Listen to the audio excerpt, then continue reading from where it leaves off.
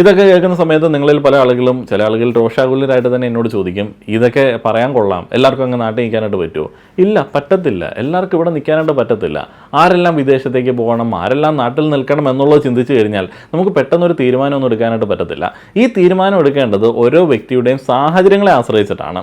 കേരളത്തിൻ്റെ സാമ്പത്തിക സാമൂഹിക ഘടന പരിശോധിക്കുമ്പോൾ പതിറ്റാണ്ടുകളായി നമ്മെ സ്വാധീനിക്കുന്ന ഒന്നാണ് പ്രവാസം. നമ്മുടെ ഒരു ഓപ്ഷനാണ്. വിദേശത്തേക്ക് പോയാലോ എന്നൊരു ചിന്ത പല ആളുകൾക്കും ജീവിതത്തിൽ ഒരു തവണയെങ്കിലും തോന്നും.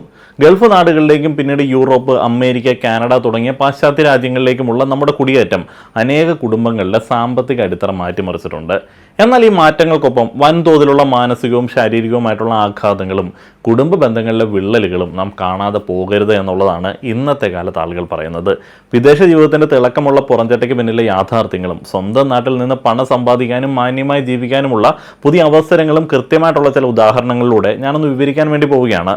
നല്ലൊരു കോണ്ടന്റ് ആണ്, കേൾക്കുക. വീഡിയോയ്ക്ക് ഒരു സ്പോൺസർ ഉണ്ട്, അവരുടെ പരസ്യം ഉണ്ടായിരിക്കുന്നതാണ്.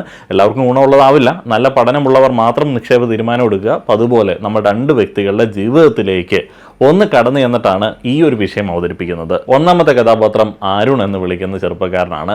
ഒരു പ്രമുഖ എഞ്ചിനീയറിംഗ് കോളേജിൽ നിന്ന് ബിരുദം നേടിയ അരുൺ കേരളത്തിൽ മികച്ചൊരു ജോലിക്ക് ശ്രമിച്ചു എന്നുണ്ടെങ്കിലും ഒടുവിൽ കാനഡയിലേക്ക് കുടിയേറാൻ തീരുമാനിച്ചു.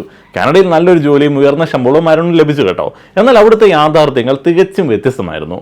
-ഡിഗ്രി തണുപ്പിൽ അതിരാവിലെ ജോലിക്കായി ഇറങ്ങേണ്ടി വരുന്നു. നാട്ടിലെല്ലാ കാര്യങ്ങൾക്കും കൂടെ ഉണ്ടായിരുന്ന മാതാപിതാക്കൾ ഇന്ന് ഫോണിലെ സ്ക്രീനിൽ കുറച്ച് സമയം മാത്രമായി ഒതുങ്ങുന്നു. വീട്ടുജോലികൾ, പാചകം, ഡ്രൈവിംഗ്, ലോൺ തിരിച്ചടവുകൾ എന്നിവയെല്ലാം സ്വയം ചെയ്യേണ്ടി വരുന്നതിനാൽ സ്വന്തം ശരീരത്തിന് വിശ്രമം ലഭിക്കുന്നതേയില്ല. ഇനി വിശ്രമിക്കാനായിട്ട് സമയം കിട്ടിക്കഴിഞ്ഞാൽ നന്നായി വിശ്രമിക്കാനായിട്ട് സാധിക്കുന്ന ഒരു മുറി പോലും സ്വന്തമായിട്ടില്ല. അത് സ്വന്തമാക്കണമെന്നുണ്ടെങ്കിൽ നല്ല രീതിയിലുള്ള പണി വിശ്രമമില്ലാതെ ചെയ്യേണ്ടി വരുന്ന ഒരു സാഹചര്യവുമുണ്ട്. വർഷമുള്ള ഇൻഷുറൻസ് തുകയും ഉയർന്ന ടാക്സും കഴിഞ്ഞ് കയ്യിൽ ബാക്കിയാകുന്ന തുക നാട്ടിലെ കണക്കുകൾ വെച്ച് വലുതാണെന്ന് തോന്നാമെങ്കിലും, ലക്ഷങ്ങളാണ് എന്ന് തോന്നാമെങ്കിലും, അരുൺ താമസിക്കുന്ന സ്ഥലത്തെ ജീവിത ചെലവുകൾ കാരണം ആ സമ്പാദ്യത്തിന്റെ ഭൂരിഭാഗവും തീർന്നു പോവുകയാണ്. ഈ കാനഡയിലുള്ള പല സ്ഥലങ്ങളിലും അങ്ങനെയൊക്കെയാണ് എന്നുള്ളത് അരുൺ പിന്നീട് മനസ്സിലാക്കുന്നു. ഇനി രണ്ടാമത്തെ കഥാപാത്രത്തിലേക്ക് വരാം. വിനയ്. അരുണൊപ്പം പഠിച്ച വിനയ് നാട്ടിൽ തന്നെ നിൽക്കാനായിട്ട് തീരുമാനിച്ച ഒരു വ്യക്തിയാണ്. കൊച്ചിയിൽ ഒരു IT കൺസൾട്ടൻസി സ്ഥാപനം ആരംഭിച്ച വിനയ് ആദ്യം ചെറിയ രീതിയിൽ തുടങ്ങി എന്നുണ്ടെങ്കിലും ഇന്ന് 10ഓളം പേർക്ക് തൊഴിൽ നൽകുന്ന ഒരു സംരംഭകനാണ്. തുടക്കത്തിൽ കുറേയധികം ബുദ്ധിമുട്ടുകൾ ഉണ്ടായി എന്നുണ്ടെങ്കിലും ഒത്തിരിയധികം ആളുകൾ വിനയ് ഒരു തോൽവിയാണ്, നിനക്ക് വല്ല വിദേശത്തും പോയിക്കൂടെ എന്ന് ചോദിച്ചു എന്നുണ്ടെങ്കിലും ഇന്ന് മാന്യമായിട്ടുള്ള വരുമാനവും സ്വന്തമായിട്ടുള്ള വീടും ആസ്തിയും നല്ല ജീവിത നിലവാരവും ഒക്കെ കേരളത്തിൽ വിനയ് സ്വന്തമാക്കിയിട്ടുണ്ട്. അമ്മയുടെയും അച്ഛൻ്റെയും ആരോഗ്യ പ്രശ്നങ്ങൾക്ക് കൂടെ നിന്ന് പരിചരിക്കാനായിട്ട് വിനയ്ക്ക് പറ്റുന്നുണ്ട്. എന്നാൽ കാനഡയിലുള്ള അരുണിന്റെ അപ്പനും അമ്മയും നാട്ടിലെ ചില ടാക്സി ഡ്രൈവർമാരെയൊക്കെയാണ് ഓരോ ആരോഗ്യ കാര്യങ്ങൾക്ക് വേണ്ടിയൊക്കെ ആശ്രയിക്കുന്നത്. സന്ധ്യാസമയത്ത് സുഹൃത്തുക്കൾക്കൊപ്പം ചായ കുടിച്ചിരിക്കാനും വീടിന്റെ മുറ്റത്ത് മക്കൾക്കൊപ്പം കളിക്കാനും വിനയ്ക്ക് സമയം കിട്ടുന്നുണ്ട്. അരുൺ വിവാഹം പോലും ഈ ഒരു സമയം വരെ കഴിച്ചിട്ടില്ല. കൂടാതെ കുടുംബത്തിലെ വിവാഹം, മരണം, കൂടിച്ചേരലുകൾ, ഫ്രണ്ട്സുമായിട്ടുള്ള കറക്കങ്ങൾ എല്ലാം വിനയ്ക്ക് സാധിക്കുന്നുണ്ട്. സാമൂഹികമായിട്ട് ലഭിക്കുന്ന അംഗീകാരവും കുടുംബത്തോടൊപ്പം മാനസിക സമാധാനവും വിനയുടെ ജീവിതം കൂടുതൽ സന്തോഷപ്രദമാക്കുന്നുണ്ട്. അവൻ ഇനി വിദേശ ജോലി എന്ന് പറയുന്ന ആ ഒരു ഓപ്ഷനിലേക്ക് ചിന്തിക്കുന്നത് തന്നെയില്ല.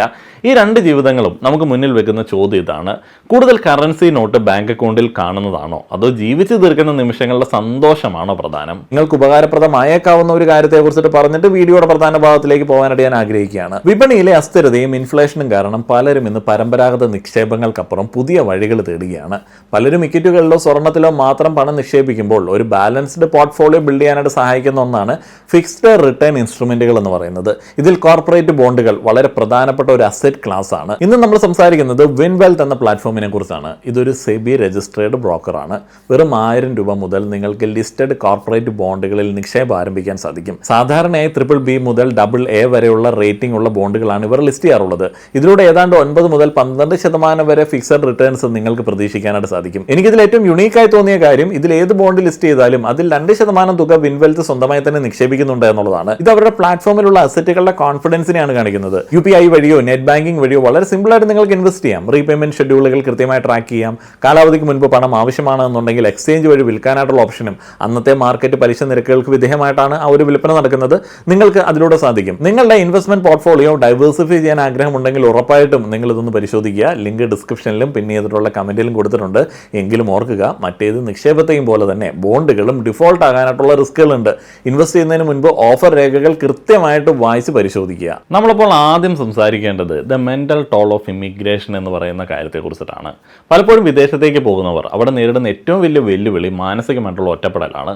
സാമൂഹിക മനുഷ്യനായിട്ടുള്ള മലയാളിക്ക് തനിച്ചിരുന്ന് ജോലി ചെയ്യേണ്ടി വരുന്ന സാഹചര്യങ്ങൾ വലിയ ഡിപ്രഷന് കാരണമാവുന്നുണ്ട്. ലോസ് ഓഫ് കമ്മ്യൂണിറ്റി സപ്പോർട്ട് എന്ന പ്രധാനപ്പെട്ട ഒരു കാര്യം ചിന്തിക്കേണ്ടതുണ്ട്. കേരളത്തിൽ നമുക്കൊരു അത്യാവശ്യം വന്നാൽ വിളിക്കാൻ അയൽവാസിയോ ബന്ധുവോ ഒക്കെ ഉണ്ട്. വിളിച്ചില്ലെങ്കിലും അവരൊക്കെ ഒരു അത്യാവശ്യത്തിന് കണ്ടറിഞ്ഞ് കൂടെയൊക്കെ ഓടിയെത്തും. കുട്ടികളെ നോക്കുക എന്ന് പറയുന്നത് നാട്ടിൽ വളരെ സിസ്റ്റമാറ്റിക് ആയിട്ട് മാനേജ് ചെയ്യപ്പെടുന്നുണ്ട്. പല സാഹചര്യങ്ങളിലും പ്രായമായിട്ടുള്ള മാതാപിതാക്കളൊക്കെ തങ്ങളുടെ മക്കളുടെ കുട്ടികളെയൊക്കെ ഒരു പ്രായം വരെയൊക്കെ വളർത്തി വലുതാക്കി കൊടുക്കാറുണ്ട്. അതേപോലെ ഒരു ആവശ്യത്തിന് എവിടേക്കെങ്കിലും പോകുന്ന സമയത്ത് അത്യാവശ്യത്തിന് കുട്ടികളൊന്ന് നോക്കാനായിട്ട് നമുക്ക് സുഹൃത്തുക്കളുടെ വീടുകളിൽ ഏൽപ്പിക്കാം, അതേപോലെ തന്നെ ബന്ധുക്കളുടെ വീടുകളിൽ ഏൽപ്പിക്കാം. നമ്മുടെയൊക്കെ തന്നെ സഹോദരങ്ങൾ നാട്ടിലുണ്ട് എന്നുണ്ടെങ്കിൽ വളരെ സേഫായിട്ട് ആ ഒരു കാര്യങ്ങളും നടന്നു പോകുന്നു. എന്നാൽ വിദേശത്ത്, പ്രത്യേകിച്ചും യൂറോപ്പിലൊക്കെ കുട്ടികളെ സ്കൂളിൽ നിന്ന് വിളിച്ചു കൊണ്ടുവരാൻ പോലും കൃത്യമായിട്ടുള്ള ടൈമിംഗ് പ്ലാൻ ചെയ്യണം. ചെറിയൊരു പനിയോ അടിയന്തര സാഹചര്യമോ വന്നാൽ പ്രവാസികൾ അനുഭവിക്കുന്ന മാനസിക സമ്മർദ്ദം വളരെ വലുതാണ്. ഇനി കരിയർ ഗ്രോത്തിലെ അനിശ്ചിതത്വമുണ്ട്. നാട്ടിൽ ഉയർന്ന നിലയിൽ ജോലി ചെയ്തിരുന്ന പല പ്രൊഫഷണലുകളും വിദേശത്തെത്തുമ്പോൾ തുടക്കത്തിൽ ചെറിയ ജോലികളൊക്കെ സർവൈവൽ ജോബ്സ് ഒക്കെ ചെയ്യേണ്ടി വരുന്ന സാഹചര്യങ്ങളുണ്ട്. നമ്മുടെ നാട്ടിലെ പ്രൊഫഷണൽ ഡിഗ്രീസ്, ഇവിടെയുള്ള എഞ്ചിനീയറിങ്ങോ അതേപോലെ തന്നെ നമ്മുടെ മെഡിക്കൽ PG ബിരുദങ്ങളോ പോലും വിദേശത്തേക്ക് ആക്സെപ്റ്റ് ചെയ്യാറില്ല. അവിടെ ചെന്ന് നിങ്ങൾ നാട്ടിൽ ചെയ്തിരുന്ന പ്രൊഫഷൻ കൈകാര്യം ചെയ്യണം എന്നുണ്ടെങ്കിൽ പലപ്പോഴും ആ നാട്ടിലെ പഠനം കൂടെ നിങ്ങൾ കംപ്ലീറ്റ് ചെയ്യേണ്ടി വരുന്നു, അല്ലെങ്കിൽ എക്സാംസ് എഴുതേണ്ടി വരുന്നു. പലപ്പോഴും അതൊരു വലിയ കഷ്ടപ്പാട് പിടിച്ച പരിപാടിയാണ്. അതുകൊണ്ട് തന്നെ ഈ മെഡിക്കൽ ബിരുദമൊക്കെ ഒഴിച്ചിട്ടുള്ള ബാക്കിയുള്ള പ്രൊഫഷണലുകളിൽ പല ആളുകളും സർവൈവൽ ജോബൊക്കെ ചെയ്ത്, കുടുംബത്തിൽ ഒരാൾക്ക് നല്ലൊരു ജോലി ഉണ്ട് എന്നുണ്ടെങ്കിൽ പങ്കാളികളിൽ ഒരാൾ സർവൈവൽ ജോബൊക്കെ ചെയ്തിട്ട് മുന്നോട്ടേക്ക് പോകുന്ന ചില സാഹചര്യങ്ങളുണ്ട്. നമ്മുടെ നാടിൻ്റെയൊക്കെ സാമ്പത്തിക സാഹചര്യങ്ങളിൽ വലിയ സ്വാധീനം ചെലുത്തിയിട്ടുള്ള നമ്മുടെ നഴ്സുമാർ, വിദേശ രാജ്യങ്ങളിലൊക്കെ വർക്ക് ചെയ്യുന്ന നഴ്സുമാർ, അവരുടെയൊക്കെ പങ്കാളികൾ ഇപ്പോൾ പല പുരുഷന്മാരും നല്ല പ്രൊഫഷണലുകളൊക്കെ ആയിരുന്നു.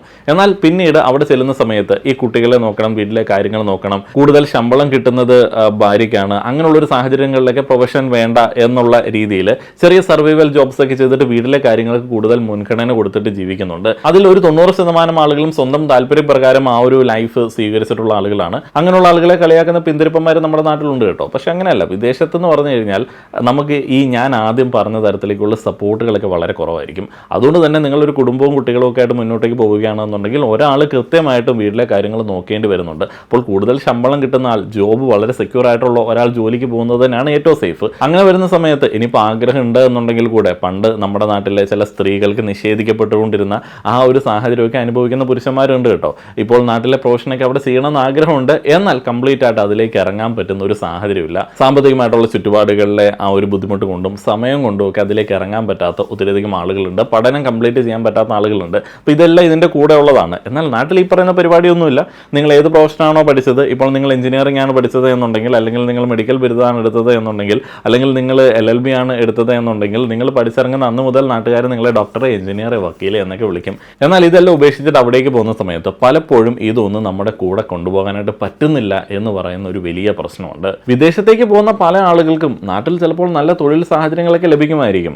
എന്നാലും പങ്കാളികളിൽ ഒരാൾക്കൊരു വിദേശ ജോലി കിട്ടിയതുകൊണ്ട് ആ ഒരു വിദേശ ജീവിതത്തിൻ്റെ സൗകര്യങ്ങളൊക്കെ അനുഭവിക്കാമെന്നുള്ള ഒരു ഇഷ്ടത്തിൽ നാട്ടിലുള്ള ആ ഒരു എക്സ്പീരിയൻസും നാട്ടിലുള്ള ആ ഒരു പൊസിഷനും ഒക്കെ വിട്ടിട്ട് പല ആളുകളും വിദേശത്തേക്ക് പോകുന്നുണ്ട്. എന്നാൽ അവിടെ ചെല്ലുന്ന സമയത്ത് ഈ നാട്ടിലെ അനുഭവ സമ്പത്ത് പരിഗണിക്കപ്പെടാതെ പോകുമ്പോൾ ഉണ്ടാകുന്ന മാനസികാഘാതം ചെറുതല്ല. പല ആളുകളും ആ ഒരു സംഘർഷത്തിൽ ജീവിക്കുന്ന ആളുകളുണ്ട്. ഇൻസ്റ്റാഗ്രാമിലൊക്കെ മെസ്സേജ് അയക്കുന്ന പല സുഹൃത്തുക്കളുണ്ട്. എന്തോ ഒരു തോന്നലിൽ എല്ലാവരും ചെയ്യുന്നത് കൊണ്ട് എങ്ങനെയൊക്കെയോ കൂടുതൽ പെട്ടെന്ന് രക്ഷപ്പെടാം എന്നുള്ള ഒരു ചിന്തയിലാണ് വിദേശത്തേക്ക് ചെന്നത്. എന്നാൽ അവിടെ അർഹിക്കുന്ന ബഹുമാനം കിട്ടുന്നില്ല, കൺസിഡറേഷൻ കിട്ടുന്നില്ല. നാട്ടിലെ ആ ഒരു പ്രൊഫഷനിൽ തന്നെ നിലനിൽക്കുകയായിരുന്നു എന്നുണ്ടെങ്കിൽ, നാട്ടിലെ ആ ഒരു ബിസിനസ്സിൽ തന്നെ നിലനിൽക്കുകയായിരുന്നു എന്നുണ്ടെങ്കിൽ ഇന്ന് ഒറ്റപ്പെടൽ അനുഭവിക്കേണ്ടി വരില്ല എന്നൊക്കെ പറയുന്ന ആളുകളുണ്ട്. പലപ്പോഴും ആളുകളെ അലട്ടുന്ന ഒരു സംഗതിയുണ്ട്. വിദേശത്ത് നിന്നൊക്കെ നാട്ടിൽ വന്നിട്ടുള്ള ആളുകൾ എപ്പോഴും പരാതി പറയുന്ന ഒരു കാര്യമുണ്ട്. കേരളത്തിൽ വന്നു കഴിഞ്ഞാൽ ഭയങ്കര ചിലവാണ്, കാശ് പോകുന്ന വഴി അറിയില്ല. ശരിയാണ്. നിങ്ങൾ സ്ഥിരമായിട്ട് കേരളത്തിൽ നിൽക്കാതിരിക്കുകയും ഇവിടെ നിന്ന് നിങ്ങൾ സമ്പാദിക്കാതിരിക്കുകയും ചെയ്യുന്ന സമയത്ത് മറ്റൊരിടത്ത് നിന്ന് പണവുമായിട്ട് ഇങ്ങോട്ടേക്ക് വരുമ്പോൾ ഇവിടെ നല്ല ചിലവാണ്. പക്ഷെ ആലോചിക്കുക, ഈ ഒരു ചിലവുകൾക്കിടയിലാണ് അനുദിന ജീവിതം ഭംഗിയായിട്ട് ഇവിടെയുള്ള ഒരു മജോറിറ്റി കൊണ്ടുപോകുന്നത്. നമുക്ക് ഉദാഹരണത്തിന് കേരളത്തിലെ ജീവിത ചെലവുകൾ ജസ്റ്റ് ഒന്ന് പറഞ്ഞു പോകാം. ഉദാഹരണത്തിന് തിരുവനന്തപുരം പട്ടണം, കോട്ടയം അല്ലെങ്കിൽ കൊച്ചി ഇവിടങ്ങളിലൊക്കെ ജീവിക്കാനായിട്ട് ഒരു മാസം എത്ര രൂപ വേണോ എന്നുള്ളതൊന്ന് നോക്കാം. ഇപ്പോൾ വീട്ടുവാടക എത്ര വേണം? ഇപ്പോൾ വീട്ടുവാടക കൊടുക്കുന്ന ആളുകൾക്കറിയാം, ഒരു 15,000 രൂപ തൊട്ട് 25,000 രൂപയൊക്കെ കൊടുക്കുകയാണെന്നുണ്ടെങ്കിൽ നല്ല 3 BHK വീടും ഫ്ലാറ്റും ഒക്കെ നമുക്ക് റെന്റിന് കിട്ടും. ഇനി ഭക്ഷണവും പലവ്യഞ്ജനങ്ങളും എല്ലാം കൂടെ അടക്കം, പുറത്തെ ഭക്ഷണം അടക്കം എനിക്ക് തോന്നുന്നു ഒരു 12,000-15,000 രൂപയൊക്കെ ഉണ്ടെങ്കിൽ മാനേജ് ചെയ്യപ്പെടും. ഇനി വൈദ്യുതി, വെള്ളം, ഇന്റർനെറ്റ് എല്ലാം കൂടെ കൂട്ടിയാൽ മാക്സിമം പോയാൽ 3,000 രൂപ. കുട്ടികളുടെ വിദ്യാഭ്യാസം ഞാനൊരു അപ്പർ മിഡിൽ ക്ലാസിന്റെ ഒരു സെറ്റപ്പിലാണ് ഇട്ടിരിക്കുന്നത് കേട്ടോ, കാരണം നമ്മൾ വിദേശത്ത് സെറ്റിൽ ചെയ്യുന്ന ആളുകളുമായിട്ട് കമ്പയർ ചെയ്യുന്നതുകൊണ്ടാണ്. കുട്ടികളുടെ വിദ്യാഭ്യാസത്തിന് രണ്ടാളുകളുടേതിന് വേണ്ടി മാസം 10,000 തൊട്ട് 20,000 വരെ ഞാൻ ഇട്ടിട്ടുണ്ട്. ഇനി ആരോഗ്യം, മറ്റത്യാവശ്യങ്ങൾ മാസം 10,000 രൂപ, അതിനകത്ത് ഹെൽത്ത് ഇൻഷുറൻസ് ഒക്കെ ഉൾപ്പെടും കേട്ടോ. ആകെ തുക ഏകദേശം ഒരു 75,000 രൂപ വരെയൊക്കെ വരും. നല്ല ഗംഭീരമായിട്ടുള്ള ഒരു ലൈഫ് സ്റ്റൈല് ഒരു 50,000 തൊട്ട് 75,000 രൂപയൊക്കെ ഉണ്ട് എന്നുണ്ടെങ്കിൽ കേരളത്തിൽ മാനേജ് ചെയ്തുകൊണ്ട് പോകാം. നല്ലൊരു ലൈഫ് സ്റ്റൈൽ നിങ്ങൾക്ക് മുന്നോട്ട് ഉണ്ടാവും. ഇതിനകത്ത് റെന്റ് എന്ന് പറയുന്നത് 15,000 തൊട്ട് 25,000 വരെയാണ്. പലപ്പോഴും വിദേശത്തേക്കൊക്കെ പോകുന്ന ആളുകൾക്ക് നാട്ടിൽ ജീവിക്കാനായിട്ടുള്ള ചുറ്റുപാടൊക്കെ പല സാഹചര്യങ്ങളിലും ഉണ്ടാവാറുണ്ട്. അവരിൽ പല ആളുകൾക്ക് നാട്ടിൽ തന്നെ ജീവിക്കുകയാണെന്നുണ്ടെങ്കിൽ ചിലപ്പോൾ നല്ല രീതിയിൽ ഈ പറയുന്ന ബാധ്യതകളുടെ ടെൻഷനൊന്നും ഇല്ലാതെ മന്ത്ലി ഈ അക്കൗണ്ട് ഡെബിറ്റ്സ് ഒന്നും ഇല്ലാതെ സുഖമായിട്ട് ജീവിക്കാൻ പറ്റുന്ന സാഹചര്യങ്ങളുണ്ട്. ഇതിനകത്ത് നമ്മൾ വേണമെങ്കിൽ വലിയൊരു കാറിൻ്റെ EMI ഒന്നും കൂട്ടിയിട്ടില്ല എന്ന് പറയാം. പക്ഷേ നിങ്ങൾക്ക് ഈ ഒരു കണക്ക് കേൾക്കുന്ന സമയത്ത് തന്നെ അറിയാമല്ലോ, വിദേശത്തൊക്കെ ജോലി ചെയ്യുന്ന ആളുകൾ ചിന്തിക്കുന്ന, അവരുടെ പെർസ്പെക്റ്റീവിൽ ചിന്തിക്കുന്ന സമയത്ത് ഈ ഒരു പൈസയൊക്കെ ഉണ്ടെങ്കിൽ അപ്പോൾ ഇവിടെ ജീവിക്കാമല്ലേ എന്നൊരു തിരിച്ചറിവ് നിങ്ങൾക്ക് വന്നിട്ടുണ്ടാവും. അങ്ങനെയൊക്കെ ജീവിക്കാനായിട്ട് പറ്റും.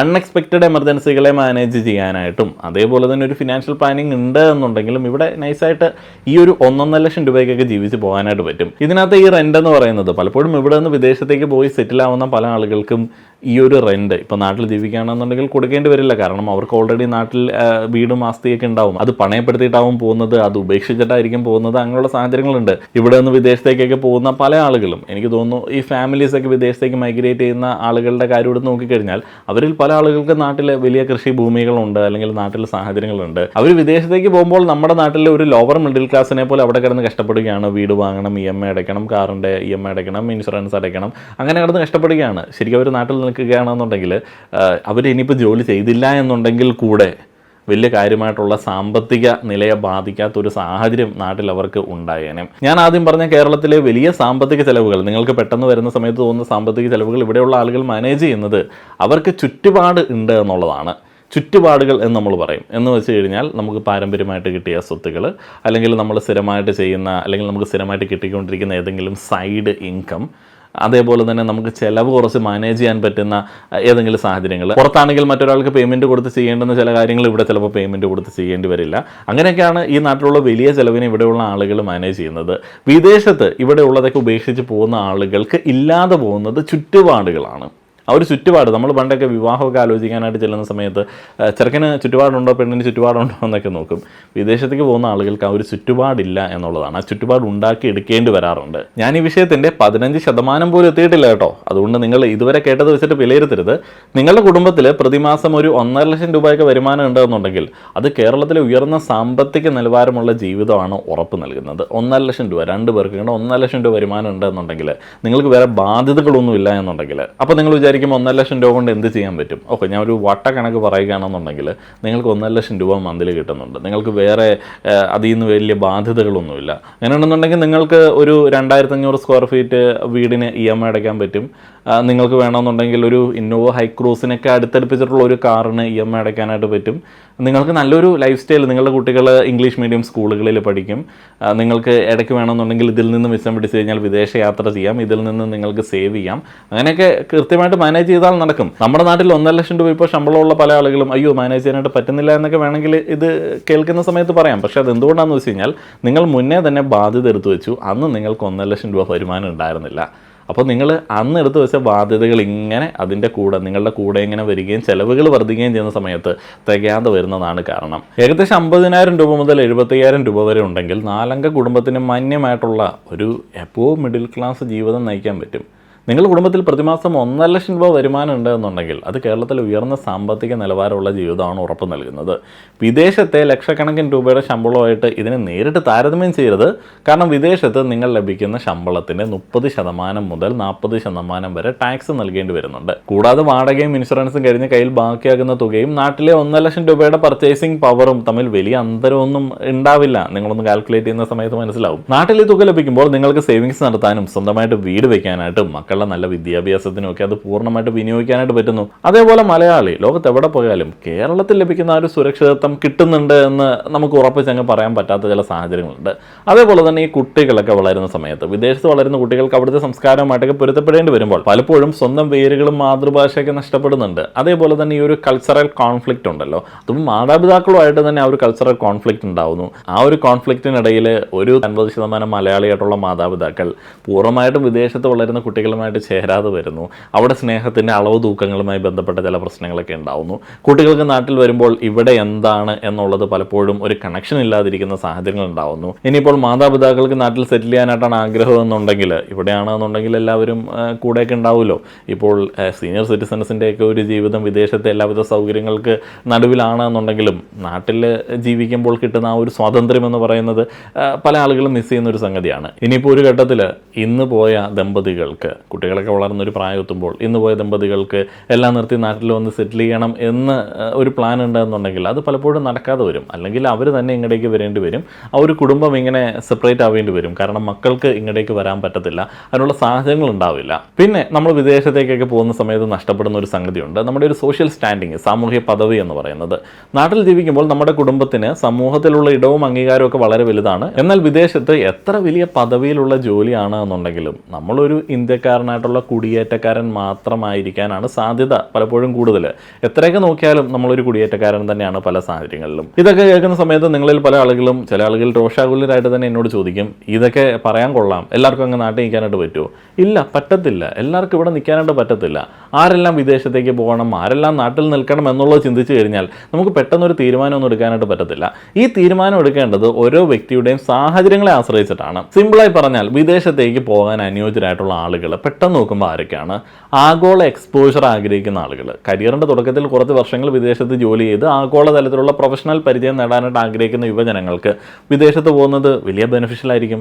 തദ്ദേശീയമായിട്ട് അവസരങ്ങൾ തീർത്തും കുറഞ്ഞ ചില മേഖലകളുണ്ട്. ഇന്ത്യയിൽ നിലവിൽ ആവശ്യക്കാർ കുറവുള്ള ചില പ്രത്യേക സയൻസ്, ടെക്നോളജി ഫീൽഡുകളിലൊക്കെ ജോലി ചെയ്യുന്ന ആളുകൾക്ക് വിദേശത്ത് മികച്ച അവസരങ്ങൾ ഉണ്ടാവും. അപ്പോൾ അങ്ങനെയുള്ള ആളുകൾക്ക് ഇവിടെ നിന്നിട്ട് കാര്യമില്ല, അവർ അവിടേക്ക് പോവേണ്ടി വരും. ഇനി നാട്ടിൽ നിൽക്കാൻ അനുയോജ്യരായിട്ടുള്ള ആളുകൾ ആരാണ്? ഇപ്പോൾ സ്ഥിരതയുള്ള വരുമാനമുള്ള ആളുകൾ, കേരളത്തിൽ സ്വന്തമായിട്ടൊരു സംരംഭമോ അല്ലെങ്കിൽ മാന്യമായിട്ടുള്ള ശമ്പളത്തോടു കൂടിയുള്ള ജോലിയുള്ള ആളുകൾ, അല്ലെങ്കിൽ നാട്ടിൽ ആ സാഹചര്യങ്ങൾ സൃഷ്ടിക്കാൻ ശേഷിയുള്ള ആളുകൾ നാട്ടിൽ നിന്ന് കഴിഞ്ഞാൽ ഒരു പ്രശ്നവുമില്ല.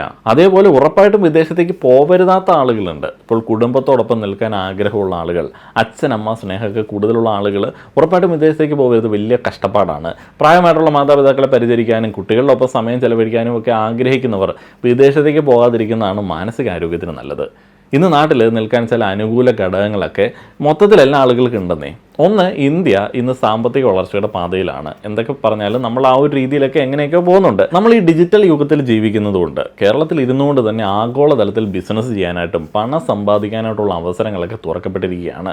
കേരളത്തിൻ്റെ ഏത് ഗ്രാമത്തിലിരുന്നും ഇന്ന് ഗ്ലോബൽ ക്ലയൻറ്റുകൾക്ക് സേവനം നൽകാനും ഡോളറിലോ യൂറോയിലോ വരുമാനം നേടാനും സാധിക്കുന്നുണ്ട്. ഞാൻ ജീവിക്കുന്ന കോട്ടയം ജില്ലയിൽ തന്നെ ചില റൂറൽ ഏരിയകളിലൊക്കെ IT സ്ഥാപനങ്ങളുണ്ട്, വിദേശത്തെ ക്ലയൻറ്റുകൾക്ക് വേണ്ടി വർക്ക് ചെയ്യുന്ന സ്ഥാപനങ്ങൾ. അതുകൊണ്ട് വിദേശത്ത് പോകാതെ തന്നെ വിദേശ കറൻസിയിലെ വരുമാനം നാട്ടിൽ ചെലവഴിക്കാനായിട്ട് സാധിക്കുന്ന കോസ്റ്റ് ആർബിട്രേജ് ആനുകൂല്യം നമുക്ക് പ്രയോജനപ്പെടുത്താനായിട്ട് പറ്റുന്നുണ്ട്. ഇപ്പോൾ ഞാൻ ഈ വീഡിയോ യൂട്യൂബിൽ അപ്ലോഡ് ചെയ്യുന്ന സമയത്ത് നമുക്ക് സ്പോൺസർ ഉള്ളതുകൊണ്ട് നമ്മളധികം രീതിയിൽ എടുക്കുന്നില്ല എന്നുണ്ടെങ്കിലും ഞാനിത് അപ്ലോഡ് ചെയ്യുന്ന സമയത്ത് ഗൂഗിളിൻ്റെ ഫണ്ട് വരുന്നത് എങ്ങനെയാണ്? അത് $ആയിട്ടാണ് വരുന്നത്. ആ ഒരു ഡോളർ നമ്മുടെ ഇന്ത്യൻ റുപ്പിയിലേക്ക് കൺവേർട്ട് ചെയ്തിട്ടാണ് എനിക്ക് ലഭിക്കുന്നത്. അതുകൊണ്ട് തന്നെ ഇന്ത്യൻ റുപ്പി താഴേക്ക് പോകുമ്പോഴും നമ്മൾ ഡോളറിൽ പണം റിസീവ് ചെയ്യുന്ന ആളുകളായതുകൊണ്ട് നമുക്കതൊരു വലിയ ഗുണമായിട്ട് വരാറുണ്ട്.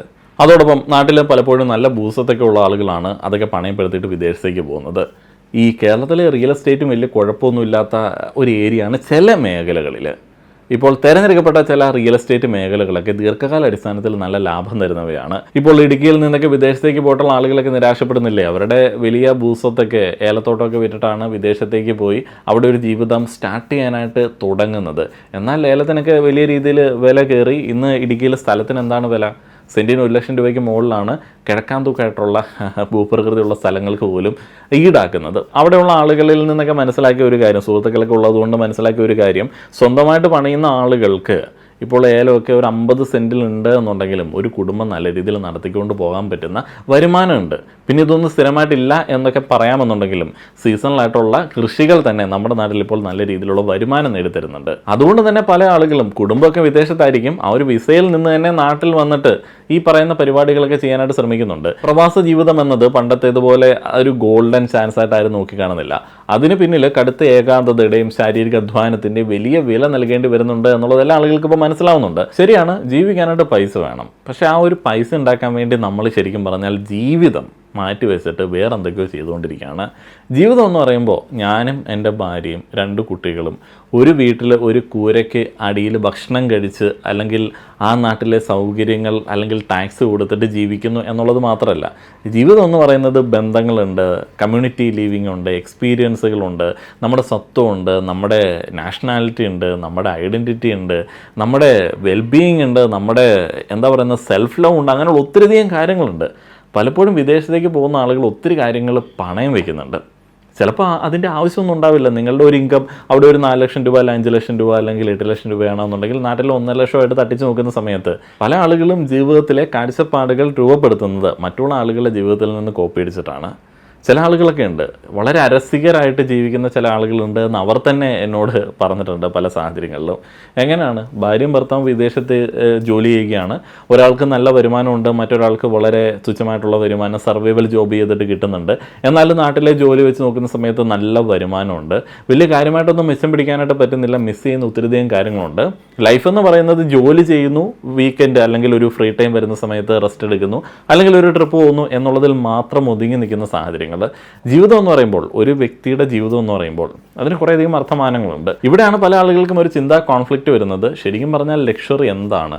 ഇപ്പം നാട്ടിൽ ജീവിക്കുന്ന അവരെക്കാളിലും വരുമാനം കുറവുള്ള ആളുകളുടെ ജീവിതമാണോ ലക്ഷറി? ഞങ്ങളാണോ ഇവിടെ ലക്ഷറിയിൽ ജീവിക്കുന്നതെന്ന് അവരിങ്ങനെ ചില സമയങ്ങളിൽ ചിന്തിക്കാറുണ്ട്. ഇപ്പോൾ വിദേശത്തു നിന്ന് വരുന്ന ആളുടെ ഒരു പൊങ്ങച്ചമായിട്ടൊക്കെ പല ആളുകളും നോക്കിക്കണ്ട് പറയാറുണ്ട്, അവൻ്റെ വർത്താനം കേട്ടില്ലേ, നിങ്ങളൊക്കെ എന്ത് സുഖത്തിലാണ് എന്നൊക്കെ നാട്ടിൽ കഷ്ടപ്പെടുന്ന നമ്മളോട് അവൻ ചോദിക്കുകയാണ്. ആക്ച്വലി പുള്ളി ആത്മാർത്ഥമായിട്ട് തന്നെ ആയിരിക്കും ചോദിച്ചിരിക്കുന്നത്. കാരണം ഇവിടെ പറയുന്ന സുഖം എന്താണെന്ന് വെച്ച് കഴിഞ്ഞാൽ, ഇപ്പോൾ നിങ്ങൾക്ക് ഇന്ന് ജോലിക്ക് പോകണ്ട എന്നുണ്ടെങ്കിൽ ജോലിക്ക് പോകണ്ട. നിങ്ങൾക്ക് പാരമ്പര്യമായിട്ട് അച്ഛനും അമ്മയും ഉണ്ടാക്കി തന്നൊരു വീടുണ്ടായിരിക്കും, നിങ്ങളുടെ പറമ്പിൽ എന്തെങ്കിലുമൊക്കെ നട്ടിട്ടുണ്ടാകും, അതിൻ്റെ വിളവൊക്കെ നിങ്ങൾക്കെടുത്ത് കഴിക്കാനായിട്ട് സാധിക്കും. അതേപോലെ തന്നെ നിങ്ങളെ ഒരാളും നിങ്ങളുടെ നാട്ടിൽ അന്യനായിട്ട് നോക്കിക്കാണുന്ന സാഹചര്യം ഉണ്ടാവില്ല. അതേപോലെ നിങ്ങൾക്ക് കഷ്ടപ്പെട്ട് മറ്റൊരുത്തൻ്റെ ജീവിത രീതി, മറ്റൊരുത്തൻ്റെ കൾച്ചർ അഡാപ്റ്റ് ചെയ്യേണ്ട സാഹചര്യം ഉണ്ടാവില്ല. വിദേശത്തൊക്കെ ജോലി ചെയ്യുന്ന ആളുകൾക്ക് അവരുടെ ഇന്ത്യൻ ഫുഡ് തന്നെ ഓഫീസിൽ പലപ്പോഴും കൊണ്ടുപോകാനായിട്ട് പറ്റാത്ത ചില സാഹചര്യങ്ങളുണ്ട്. കാരണം നമ്മുടെ ഫുഡിൻ്റെ മസാല മണവും നമ്മുടെ ഫുഡിൻ്റെ ആ ഒരു ഓർഡറൊന്നും മൊത്തത്തിൽ ചില ആളുകൾക്ക് അങ്ങ് പറ്റില്ല. ഇന്ത്യക്കാരായിട്ടുള്ള ചില ആളുകൾ വിദേശത്തേക്ക് പോകുന്ന സമയത്ത് അവരുടെ ഭക്ഷണത്തിൻ്റെ പേരിൽ പോലും, നമ്മുടെ ഭക്ഷണത്തിൻ്റെ പേരിൽ പോലും അപമാനം ഏറ്റുവാങ്ങാറുണ്ട്. നമ്മുടെ ബോഡി ഓർഡർ അതുകൊണ്ടാണ് അങ്ങനെ ഇരിക്കുന്നത്, ഇന്ത്യക്കാർ വരുന്ന സമയത്ത് മണമാണ് എന്നൊക്കെ ആളുകൾ പറയാറുണ്ട്. അപ്പോൾ ഇങ്ങനെയുള്ള കുറേയധികം ചലഞ്ചസ് ഉണ്ട്. ഇതിനിടയിലാണ് നമ്മളുടെ വേണ്ടപ്പെട്ട ആളുകൾ, നമ്മുടെ സ്വന്തം നാഷണാലിറ്റി, നമ്മളുടെ ബാക്കിയുള്ള സൗകര്യങ്ങൾ, നമ്മുടെ സ്വാതന്ത്ര്യമൊക്കെ നഷ്ടപ്പെടുന്നത്. ഈ വിഷയത്തെക്കുറിച്ചിട്ട് നിങ്ങളുടെ അഭിപ്രായങ്ങൾ അറിയാൻ ആഗ്രഹമുണ്ട്. അതോടൊപ്പം വീഡിയോയുടെ തുടക്കത്തിൽ ഞാൻ പറഞ്ഞതുപോലെ നിങ്ങളുടെ പേഴ്സണൽ ഇൻവെസ്റ്റ്മെൻറ്റ് പോർട്ട്ഫോളിയോയിലും ഇതുപോലുള്ള റിസ്കുകൾ കൃത്യമായിട്ട് പ്ലാൻ ചെയ്യാനും മികച്ച ഫിക്സഡ് റിട്ടേൺസ് നൽകുന്ന അസറ്റുകൾ കണ്ടെത്താനായിട്ടും കോർപ്പറേറ്റ് ബോണ്ടുകളെ കുറിച്ചിട്ട് കൂടുതൽ പഠിക്കുക. വിൻവെൽത്ത് എന്ന സെബി രജിസ്ട്രേഡ് ബ്രോക്കർ വഴി നിങ്ങൾക്ക് വളരെ സുരക്ഷിതമായിട്ട് ലിസ്റ്റഡ് കോർപ്പറേറ്റ് ബോണ്ടുകൾ എക്സ്പ്ലോർ ചെയ്യാനായിട്ട് സാധിക്കും. താല്പര്യമുള്ള ആളുകൾക്ക് ഇന്ന് തന്നെ ഡിസ്ക്രിപ്ഷനിൽ കമന്റ് ബോക്സിൽ നൽകിയിരിക്കുന്ന ലിങ്ക് വഴി സൈനപ്പ് ചെയ്യാവുന്നതാണ്. നിക്ഷേപങ്ങൾ, വിപണിയിലെ നിക്ഷേപങ്ങൾ ലാഭനഷ്ട സാധ്യതകൾക്ക് വിധേയമാണ്. അതുകൊണ്ട് തന്നെ നിങ്ങൾ ഇൻവെസ്റ്റ് ചെയ്യുന്ന സമയത്ത് ഡോക്യുമെന്റ്സ്, ഓഫേഴ്സ് എല്ലാം കൃത്യമായിട്ട് വായിച്ച് മനസ്സിലാക്കിയിട്ട് മാത്രം ഇൻവെസ്റ്റ് ചെയ്യാനായിട്ട് ശ്രമിക്കുക. Fixed returns do not constitute guaranteed or assured returns. Investments in corporate debt securities, municipal debt securities, and securitized debt instruments are subject to credit risks, market risks, and default risks, including delay and/or default in payment.